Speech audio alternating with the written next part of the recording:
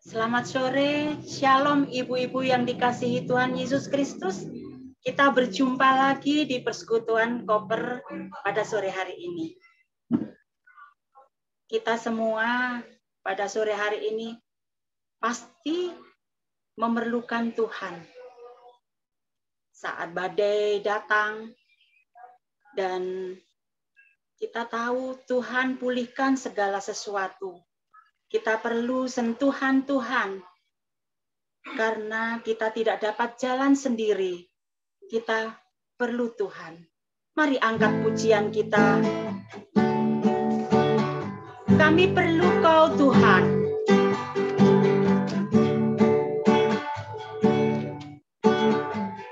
Kemanakah kami mencari kasih sejati? Kemanakah kami berseru saat badai datang menderu? Yang kami tahu hanya Kau yang mampu pulihkan segala sesuatu. Kami perlukan keajaiban-Mu.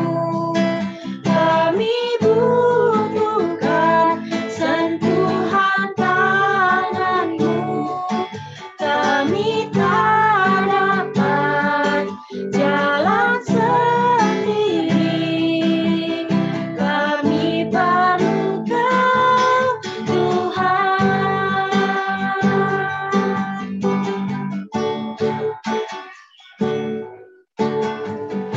Kemanakah kami mencari kasih sejati? Kemanakah kami berseru saat badai datang menderu? Yang kami tahu hanya Kau yang mampu pulihkan segala sesuatu. Kami perlukan keajaiban-Mu. Kami butuhkan sentuhan tangan-Mu. Kami tak dapat jalan sendiri. Kami perlu Kau, Tuhan. Kami perlu Kau, Tuhan. Kami perlu Kau, Tuhan. Kami perlu Kau, Tuhan.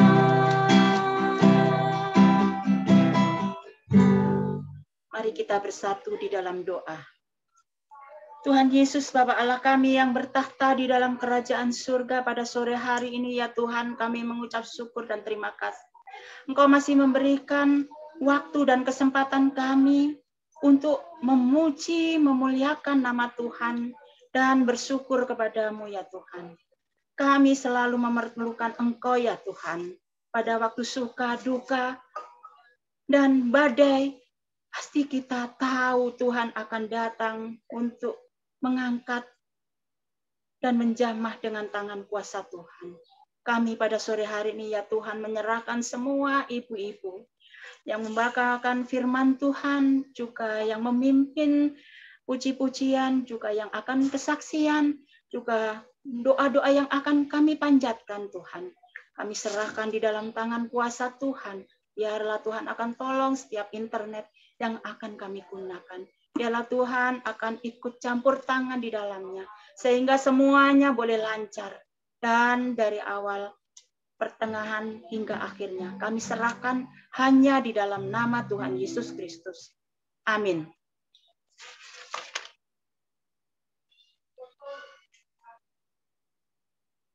Sebelum kita akan memberikan kesaksian, supaya yang mau kesaksian juga mempersiapkan, kita akan menaikkan pujian, segala puji syukur.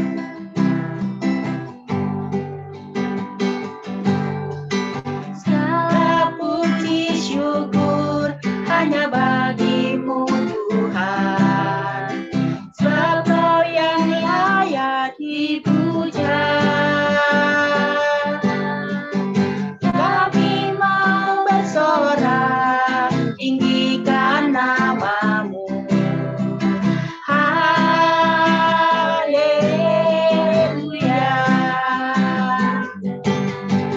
Soraklah haleluya, soraklah haleluya. Haleluya.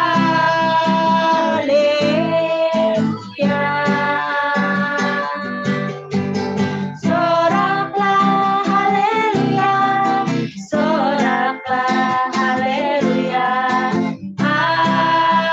Haleluya. Segala puji syukur hanya bagimu Tuhan, sebab Kau yang layak dipuja. Kami mau bersorak, tinggikan namamu. Haleluya. Soraklah haleluya, soraklah haleluya. Haleluya. Soraklah haleluya. Soraklah haleluya, soraklah haleluya. Haleluya.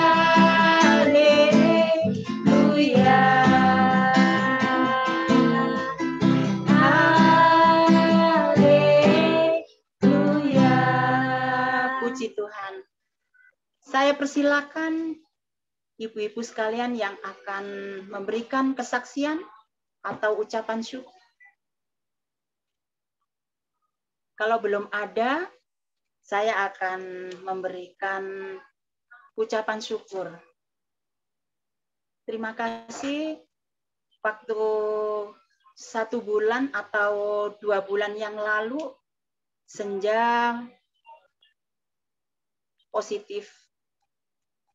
Dan puji Tuhan atas dukungan semua ibu-ibu dan jemaat sekalian dan keluarga Bapak Pendeta kita dan semua majelis dan rekan-rekan memperhatikan keluarga kami, khususnya untuk Senja. Kami mengucapkan terima kasih yang sebesar-besarnya. Juga Karin yang selalu didukung setiap pergumulan dia, dan saat ini Karin waktu itu dibawa doa mencari pekerjaan karena ikut PSBB dia tidak lolos untuk kuliah di UNJ. Tetapi Tuhan lain memberikan buat Karin, dan saat ini kami mengucap terima kasih atas dukungan doa-doa yang sudah diberikan kepada kami melalui persekutuan-persekutuan doa. Kami juga berdoa untuk Ibu Dani yang selalu bertanya juga apa yang harus didoakan biar jelas, biar tepat sasaran. Karena setiap doa mungkin kalau kita lebih fokus apa yang kita naikkan, mungkin lebih pas hati kita untuk menaikkannya dan mendoakannya.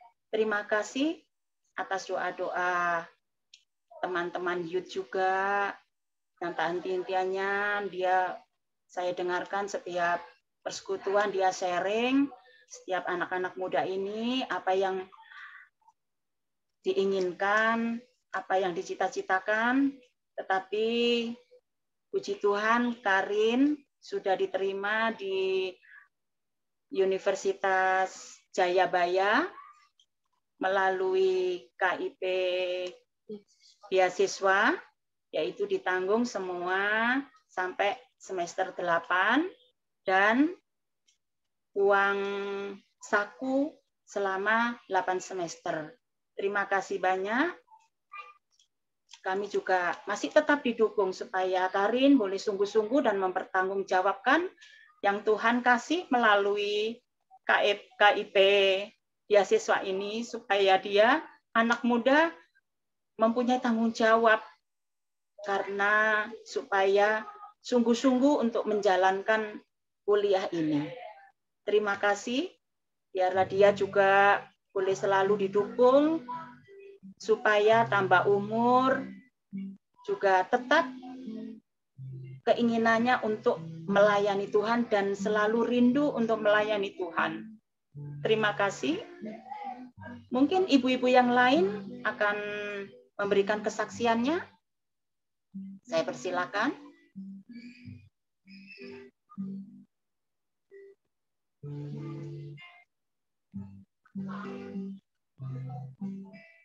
Kalau tidak ada, kami akan menaikkan doa-doa kita.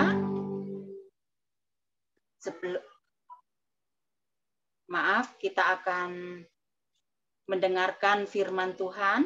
Sebelum mendengarkan firman Tuhan, kita akan naikkan pujian dan kita ingin belajar akan firman Tuhan, juga merenungkan firman Tuhan pada sore hari ini yang akan dibawakan Diaken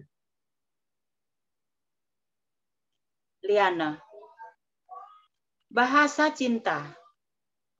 Kita akan naikkan pujian ini bersama-sama.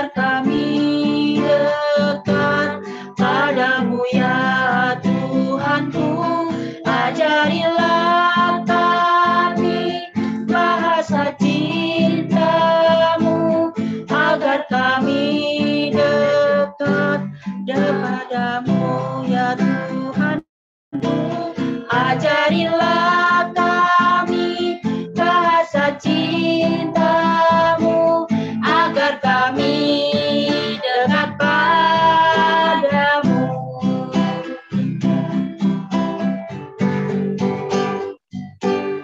Andaikan aku pahami bahasa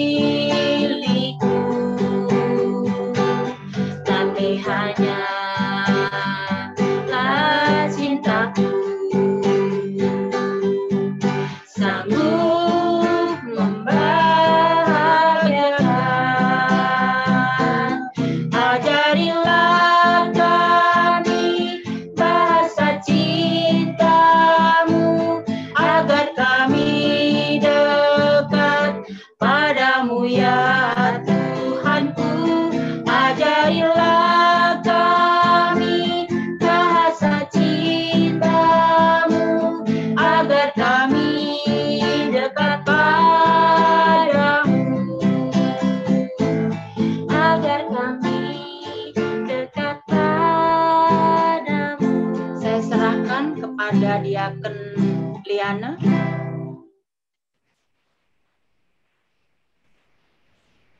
Mbak Eni, sebelum kita mendengarkan firman Tuhan, mari kita berdoa.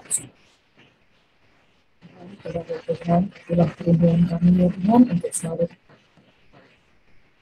Terima kasih ya Tuhan untuk waktu yang sudah Engkau sediakan ya Tuhan untuk mendengarkan firman-Mu ya Tuhan. Menguatkan kami ya Tuhan, ya Tuhan, supaya kami dapat mengerti ya Tuhan, mendengarkan pengulangan kelompok ini, semoga dapat menyampaikan firman-Mu dengan benar dan jelas. Bimbing kami untuk selalu setia dan taat melakukan perintah-Mu, sehingga semuanya ini menyenangkan Tuhan. Ini segera dosa-dosa kami, suci dan selamat kami. Di dalam nama Tuhan kami Yesus Kristus, kami serahkan.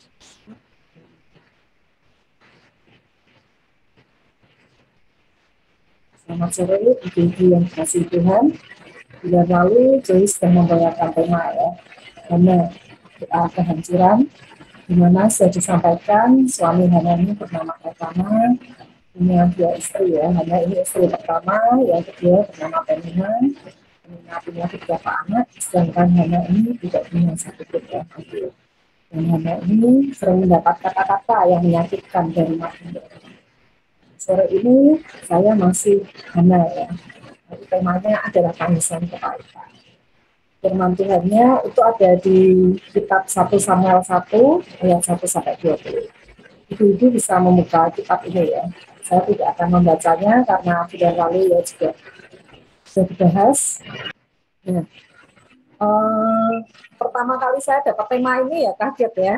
Wah, kalau baca di Efesus 4 ayat 31 ya, kepahitan ini salah satu ciri-ciri manusia lama ya. Kalau kita baca di Efesus 4 ayat 31 itu segala kepahitan, kegeraman, kemarahan, pertikaian, dan fitnah itu hendaknya dibuang di antara kamu ya.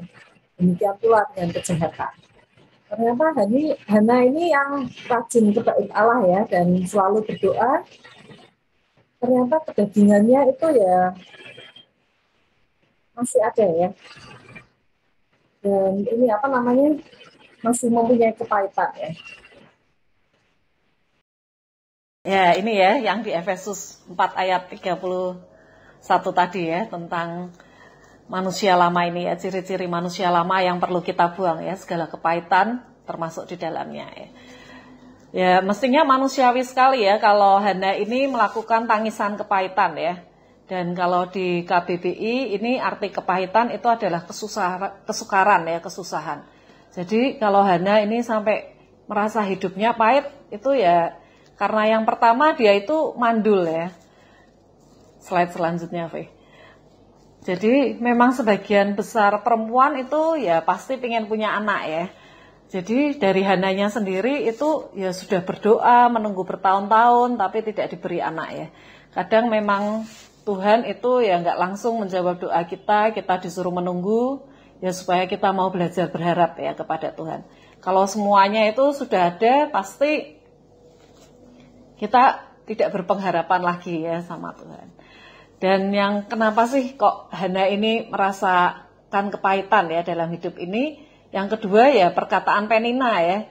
Kita bisa lihat di 1 Samuel 1 ayat 6 dan 7.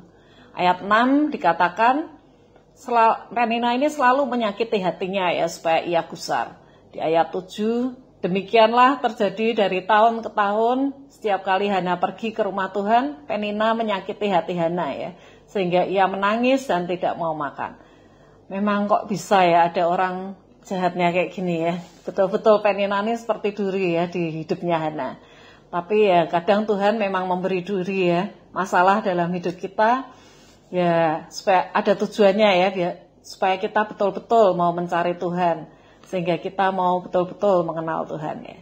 Dan yang alasan mengapa sih kok Hana melakukan tangisan kepahitan ini juga dia mendapat tekanan ya dari masyarakat. Seperti Joyce bulan lalu juga mengatakan ya, ini seperti orang yang mendapat kutuk ya kalau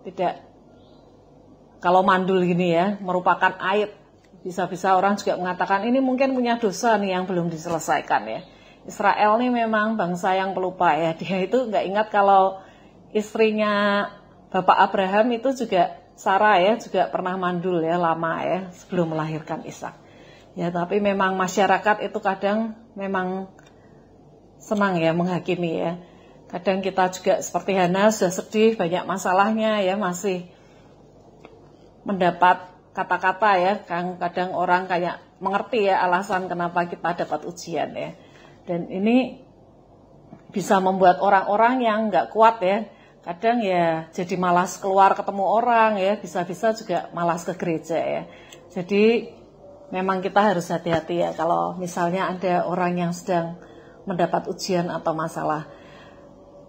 Tapi kalau kita yang mendapatkan kata-kata itu ya, seperti waktu di rapat majelis itu kita juga pernah ada perenungan, kita sudah melayani, tapi kadang ada perkataan orang juga ya yang menyakiti hati kita. Jadi di perenungan ini kita sebaiknya kita cuek ya, dalam tanda petik itu maksudnya ya kita nggak fokus pada perkataan yang menyakitkan hati itu ya, tapi kita mau fokus pada pelayanan kita ya. Karena omongan orang itu memang di luar kontrol kita ya, yang bisa kita kontrol ya diri kita, hati kita ya. Ya, jadi 3 alasan ini ya yang masuk akal ya kalau Hana ini merasa hidupnya berat ya. Karena ini nggak cuma 1-2 tahun tapi bertahun-tahun ya Hana mengalami ini. Tapi seperti di Efesus itu dikatakan bahwa kepahitan itu harus dibuang ya. Kenapa? Karena salah satu penyebab tertinggi depresi dan kehilangan kebahagiaan kita tuh adalah ketika kita tuh merasa pahit ya dengan hidup. Kalau kita merasa hidup kita pahit itu sangat mudah ya, kita tuh tidak ada sukacita ya, hidup kita jadi tidak berbuah ya. Kepahitan ini membuat kita berpusat pada diri sendiri. Sampai kita ini melupakan ya begitu banyak kebaikan-kebaikan di sekitar kita. Mungkin kebaikan-kebaikan dari sesama kita ya, teman-teman kita, saudara kita, keluarga kita.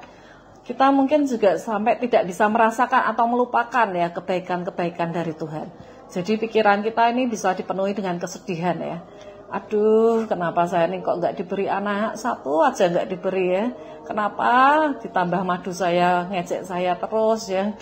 Dan orang-orang menghakimi saya ya. Jadi pusatnya ini pada kesedihan dirinya sendiri ya. Jadi kita bisa lihat kondisi Hana ya saat itu. Di ayat 7 kita bisa lihat Hana ini sering menangis ya dari tahun ke tahun. Dia juga tidak mau makan ya. Di ayat 18 katakan mau makan lagi. Berarti Hana ini sering nggak mau makan juga ya. Nafsu makannya berkurang mungkin ya karena kepahitan yang dirasakan. Dia juga tidak mau mendengarkan penghiburan ya. Dari Elkana di ayat 8 Elkana menghibur. Tapi di ayat 10 dia masih pedih hati dan menangis terseduh-seduh ya. Jadi orang yang mengalami kepahitan ini kadang memang tidak mau ya mendengarkan orang ya, penghiburan dari orang. Ada yang malah ada yang menjaga jarak dari orang lain ya, menjauh, mengasingkan diri atau menarik diri ya, mungkin juga karena minder dengan masalah-masalah yang bertubi-tubi ini ya. Dan Hana ini mukanya muram ya. Di ayat 18 kan dikatakan mukanya tidak muram lagi. Jadi sebelumnya ini mukanya Hana ini muram ya. Ya mungkin Hana ini hatinya ya gusar juga ya, jengkel waktu Penina ngulang-ulang ejekannya ya. Nah Hana ini bertahun-tahun bergulat, bergumul dengan Tuhan ya, tidak membuahkan hasil ya. Di slide selanjutnya ini kelihatan ya.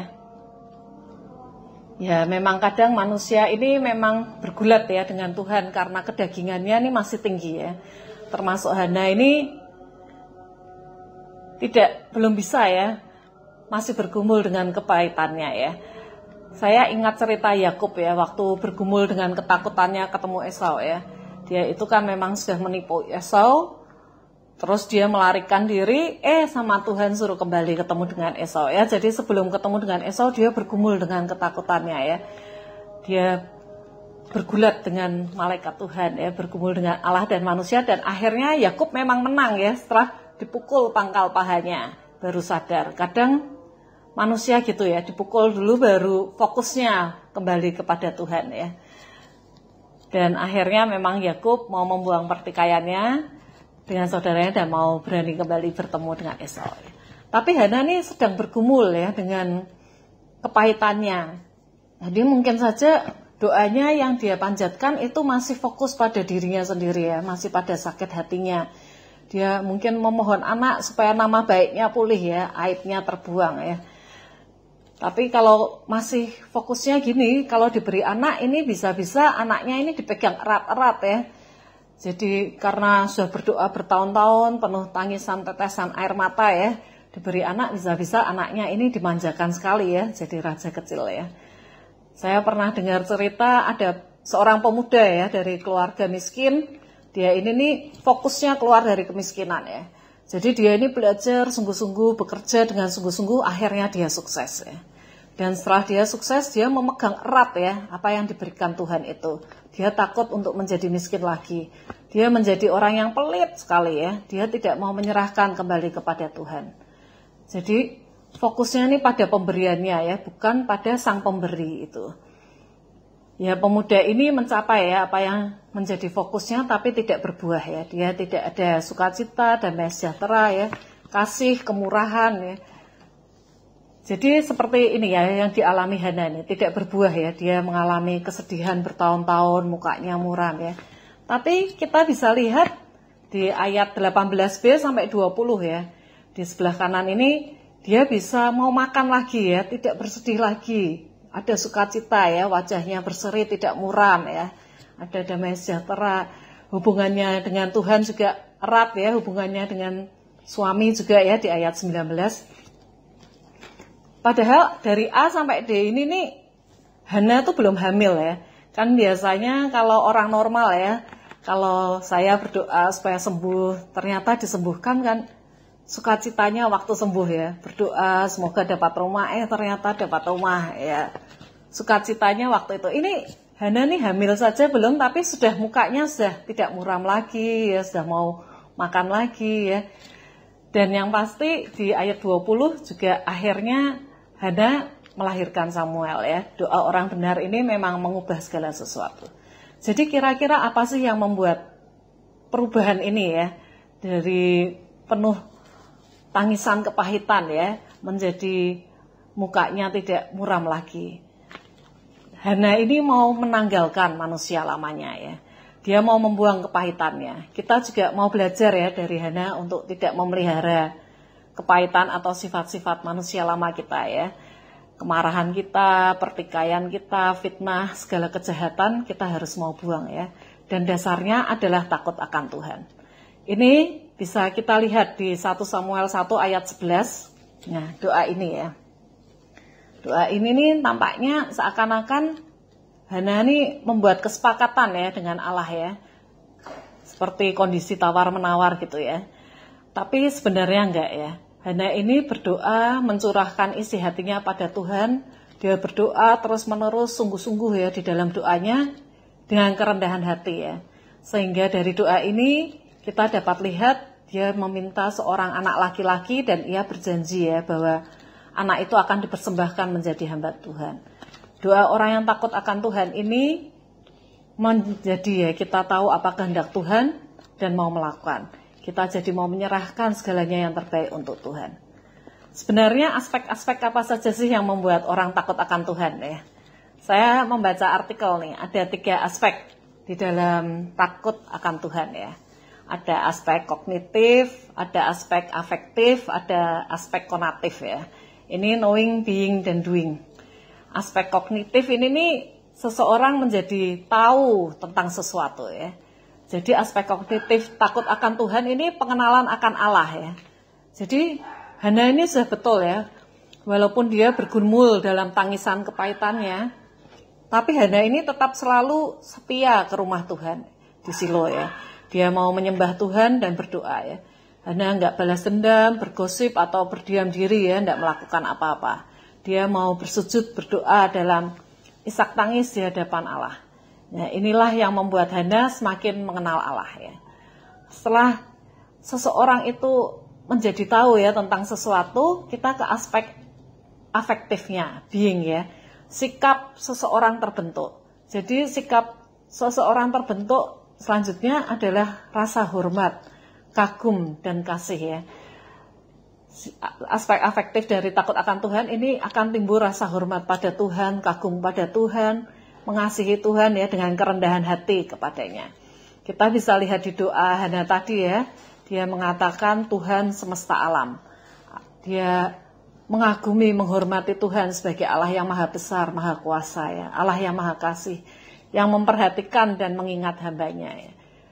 Dia penuh datang kerendahan hati, menyatakan dirinya adalah seorang hamba.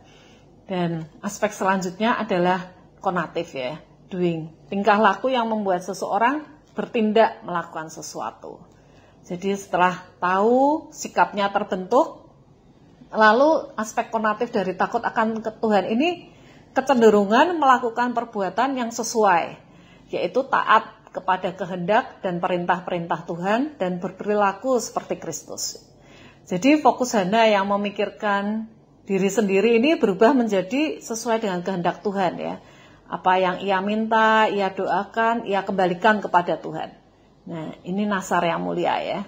Kalau kita mau bernasar, kita harus dikaitkan dengan kemuliaan Tuhan dan pekerjaan Tuhan. Jadi doa yang mengandung nasar adalah doa yang berkaitan dengan penggenapan kerajaan Allah. Hana jadi mengerti kehendak Tuhan, ya. Ada penafsir yang mengatakan, ya, Hana itu tuh mandul sebagai gambaran kepemimpinan Israel saat itu, ya, yang mandul secara rohani. Kita bisa lihat di ayat 3 yang menjadi imam Tuhan tuh Hofni dan Pinehas, ya. Mereka ini, iman yang betul-betul tidak takut akan Tuhan, ya. Imam yang jahat di mata Tuhan. Sehingga dibuang oleh Tuhan, ya, termasuk Imam Eli. Jadi di zaman Hana ini memang terjadi krisis kepemimpinan, ya, di Israel. Atau ya bisa disebut mandul secara rohani karena tidak menghasilkan, ya, tidak berbuah di mata Tuhan. Ya, sikap takut akan Tuhan ini membuat Hana mengerti, ya, dan taat akan kehendak Tuhan. Sehingga mau menyerahkan segalanya untuk Tuhan, ya. Hana ini mengerti kalau Tuhan memiliki tujuan bagi kehidupan Hana, dan tujuannya ini tidak akan terpenuhi sampai Hana menerima kuasa keilahian Tuhan, ya. Dia menjadi perempuan yang takut akan Tuhan. Nah, kita lihat, ya, Samuel waktu kecil ini menjadi pelayan Tuhan di bait Allah ini di bawah pengawasan Imam Eli, ya. Tadi sudah dibahas bagaimana anak-anak Imam Eli, ya. Sudah pasti Imam Eli ini tidak bisa mendidik anak-anaknya, ya. Mereka ini imam-imam yang tidak takut akan Tuhan dan akhirnya dibuang oleh Tuhan, ya. Tapi Samuel ini bisa menjadi seorang hakim terakhir dan seorang nabi besar, ya, yang mengurapi Raja Saul, Daud, ya. Dan Samuel ini juga pernah disebut namanya disandingkan dengan Musa oleh Tuhan. Jadi kita bisa melihat bahwa hidup Samuel ini benar di mata Tuhan. Dia ini seorang pendoa yang baik, ya. Samuel adalah orang yang takut akan Tuhan. Nah, ada penafsir yang mengatakan kalau Hana ini sudah mempersiapkan Samuel sebelum diserahkan sebagai pelayan Tuhan, ya. Samuel ini sudah dididik walaupun sebentar, ya, oleh Hana, perempuan yang takut akan Tuhan. Kita bisa lihat kekonsistenan sikap Hana itu di pasal 2, ya, 1 Samuel 1 pasal 2. Puji-pujian Hana, ya. Nyanyiannya bukan aduh gantengnya anakku, lucunya Samuel, ya, bukan, ya. Maksudnya kan normalnya sudah bertahun-tahun berdoa, sudah dapat anak kan, yang dipuji-puji biasanya anaknya, ya, anaknya ganteng, anaknya lucu, ya, anaknya pintar, ya. Mungkin kalau sudah ada Facebook saat itu, ya, langsung diposting langsung, ya. Tapi tidak, ya, kita lihat di pasal 2 ini puji-pujian yang diungkapkan oleh Hana ini pengagungan kepada Tuhan, ya. Jadi memang betul fokus Hana itu bukan pada pemberiannya, tapi kepada sang pemberi itu, ya, kepada Tuhan. Nah, slide selanjutnya ini salah satu pujian yang saya sukai, ya. Ini pertama kali saya dengar ini waktu di gereja, ya. Jadi kalau saya kerja sama Mbak Dwi ini sering nyetel YouTube tapi cuma mendengarkan, jadi kayak radio, ya. Jadi kalau di gereja itu mendengarkannya komplit, ya, dari berita, cerita kehidupan, cerita humor, horor, ya, sampai dongeng, ya. Tapi yang selalu kita dengarkan itu tidak lupa pujian rohani. Kita memang bagus, ya, harus sering mendengarkan atau menyanyikan pujian rohani. Ya, kita memang harus memuji Tuhan. Pujian rohani ini mengungkapkan rasa syukur kita, bisa memberikan kekuatan pada kita, semangat, ya, dan bisa mengingatkan kita kembali pada firman Tuhan. Nah, semoga pujian ini juga bisa mengingatkan kita, ya, tentang doa Hana ini. Kita Kalau kita merasa sedih atau hidup kita pahit ya, seperti Hana, bisa diubahkan menjadi perempuan yang takut akan Tuhan ya, yang mau mengenal, yang kagum hormat pada Tuhan dan mau melakukan kehendak Tuhan. Nah, kalau ada yang sudah tahu mungkin bisa nyanyi bersama saya, kalau yang belum tahu mungkin bisa belajar ya. Lagunya saat keadaan sekelilingku ada di luar kemampuanku, ku berdiam diri mencarimu, doa mengubah segala sesuatu. Saat kenyataan di depanku mengecewakan perasaanku, ku menutup mata memandangmu, sebab doa mengubah segala sesuatu. Doa orang benar bila didoakan dengan yakin besar kuasanya, dan tiap doa yang lahir dari iman berkuasa menyelamatkan, seperti mata air di tanganmu, mengalir kemanapun kau mau, tiada yang mustahil di matamu, doa mengubah segala sesuatu.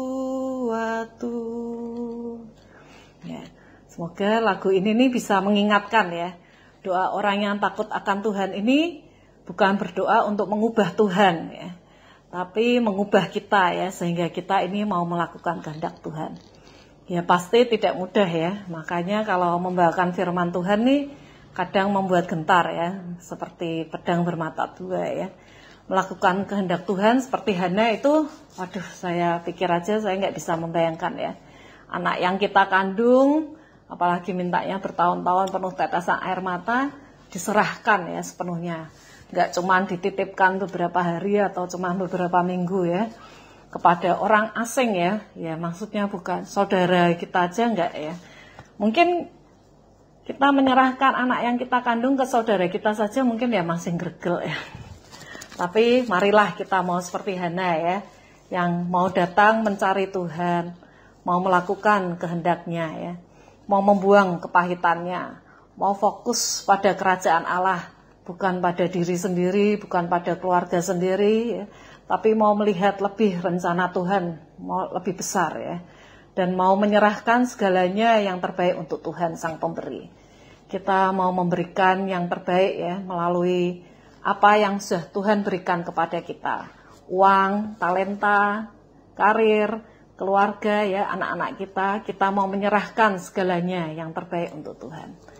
Marilah kita menjadi perempuan-perempuan yang takut akan Tuhan, seperti yang tertulis di Amsal 31 ayat 30. Kemolekan adalah bohong dan kecantikan adalah sia-sia, tetapi istri yang takut akan Tuhan dipuji-puji.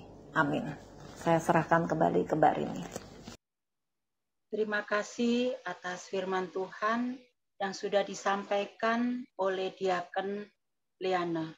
Biarlah firman Tuhan pada sore hari ini menjadi berkat bagi kita semua yang mendengarkan.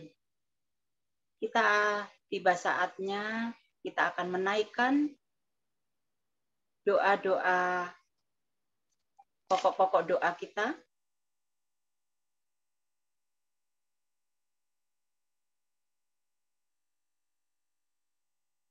Kita akan mendoakan doa-doa ini secara bersama-sama dengan setengah suara.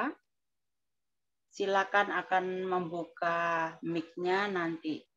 Yang pertama kita akan berdoa, bersyukur untuk ibadah dan firman Tuhan sore hari ini.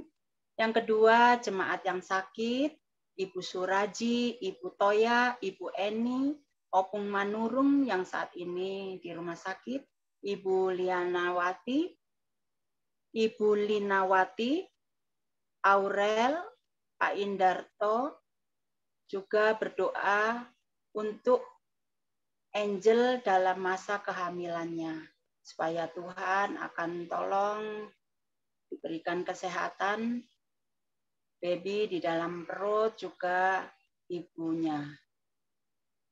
Kami juga berdoa untuk para oma diberi kekuatan dalam melayani masa tua dan terus sukacita. Mari kita bersama-sama berdoa. Tuhan Yesus, Allah kami yang kami Tuhan. Yesus, kami bersyukur Tuhan, sore hari ini kami sungguh mengalami bagaimana kita harus hidup membuang kebaikan dalam hati kami, marah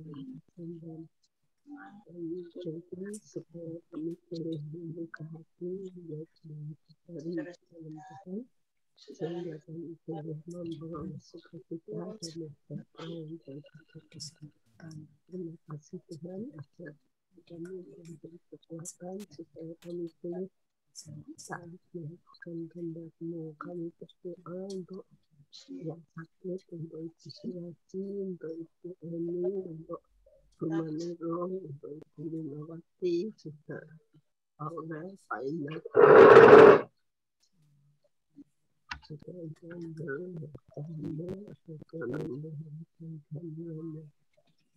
dan berdoa juga untuk kami sebagai umat-umat supaya senantiasa boleh merasa sukacita dalam hidup kami, Tuhan yang memberi kekuatan dan Tuhan yang memimpin hidup kami agar kami boleh melakukan kehendak-Mu dalam hidup kami. Dalam nama Tuhan Yesus kami berdoa. Amin.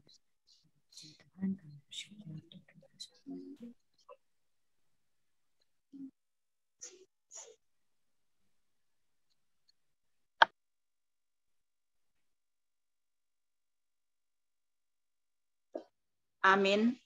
Kita akan melanjutkan lagi.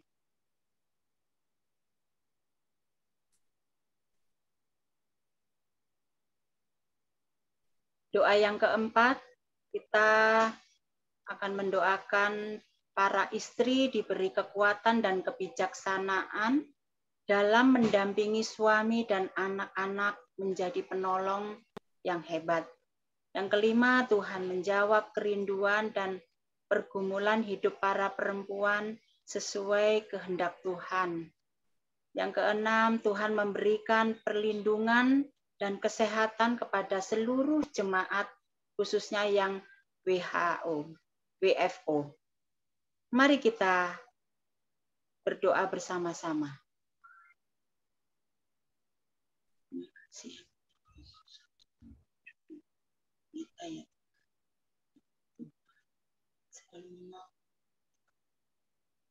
Sabaran sehingga yang kecil mereka mendidikkannya menjadi yang bijaksana memberikan diri masing-masing kesabarannya semakin menipis lagi Tuhan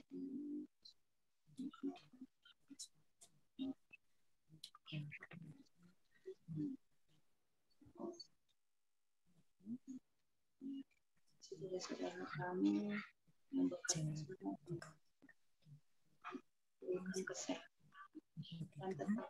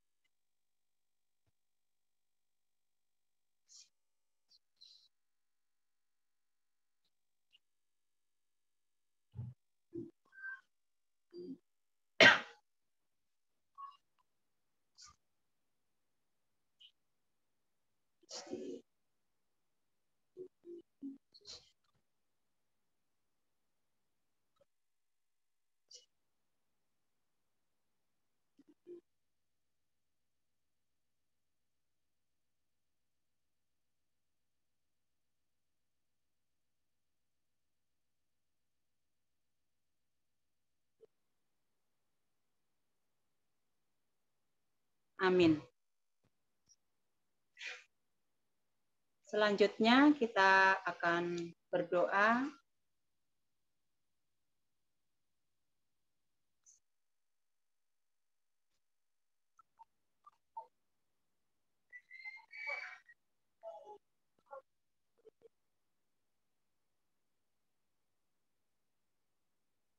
Sebelum doa penutup, di sini diberitahukan untuk persembahan untuk koper dapat ditransfer melalui rekening Ibu Lidiatin dengan konfirmasi ke Diaken Melisa.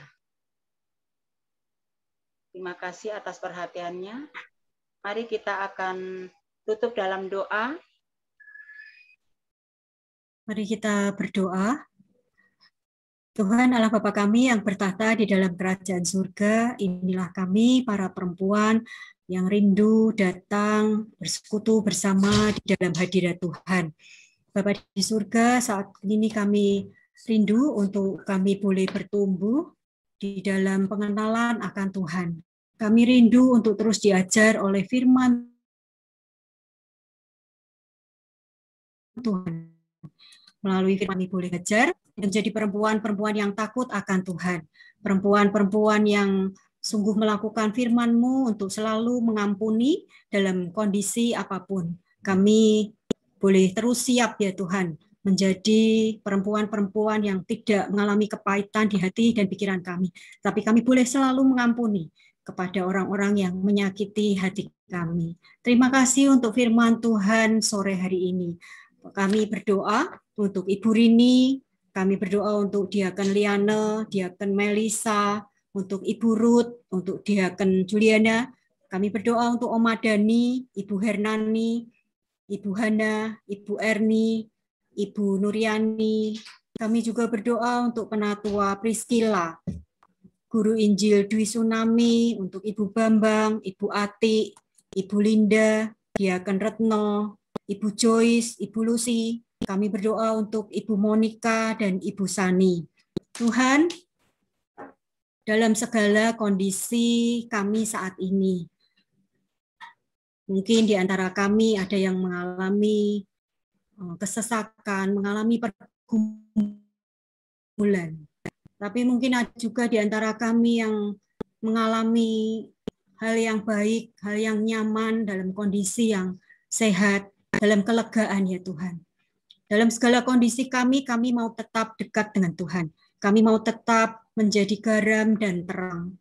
Kami mau terus memuliakan nama-Mu ya Tuhan. Kami terus memerlukan kasih karunia-Mu di dalam menangani segala beban-beban hidup kami. Kami terus membutuhkan kesabaran-Mu, kami terus membutuhkan kekuatan-Mu ya Tuhan. Di dalam kami menjalankan peran kami sebagai perempuan, di keluarga kami, di rumah tangga kami, di gereja kami, di masyarakat kami ya Tuhan. Kiranya Tuhan yang menolong kami, untuk kami boleh terus memuliakan Tuhan dalam segala kondisi kami. Kami juga berdoa Tuhan melindungi setiap kami ya Tuhan, dan bersama dengan keluarga kami, jauh dari virus dan penyakit. Tuhan yang memberkati segala hal yang kami kerjakan, Tuhan yang membuat berhasil, dan kami menyerahkan untuk seluruh pelayanan yang Tuhan percayakan bagi kami. Kiranya kami boleh melakukannya dengan sungguh memuliakan dan menyenangkan hati Tuhan. Terima kasih Bapa, kami bersyukur untuk ibadah koper sore hari ini. Kiranya kasih, karunia, dan damai sejahtera dari Allah Bapa, Putra, dan Roh Kudus memimpin kita semua. Amin. Bapa, terima kasih.